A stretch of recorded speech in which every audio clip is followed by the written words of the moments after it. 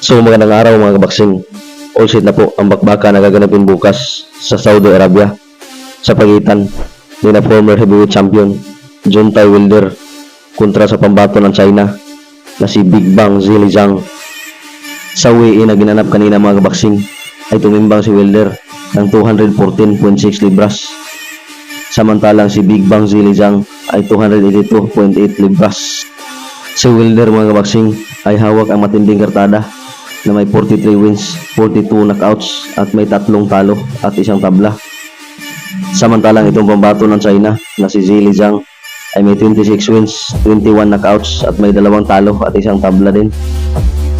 Samantalang sa undercard sa nasabing bakbakan mga kabaksing ay itataya ang Raymond Ford ang kanyang WBE featherweight title kontra sa former title challenger na si Nick Bull.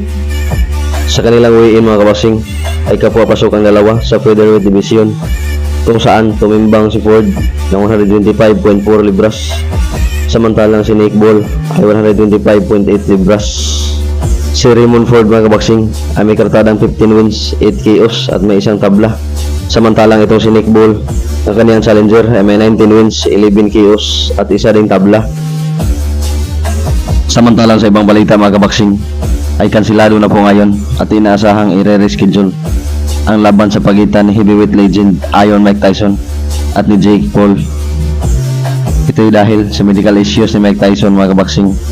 Siguro dahil na rin ito sa kanyang katandaan. Kung kayo ba mga kabaksing, sang-ayon ho ba kayo na muling sasabak si Mike Tyson? O mas mabuting hindi na lang para na rin sa kanyang safety dahil sa kanyang edad?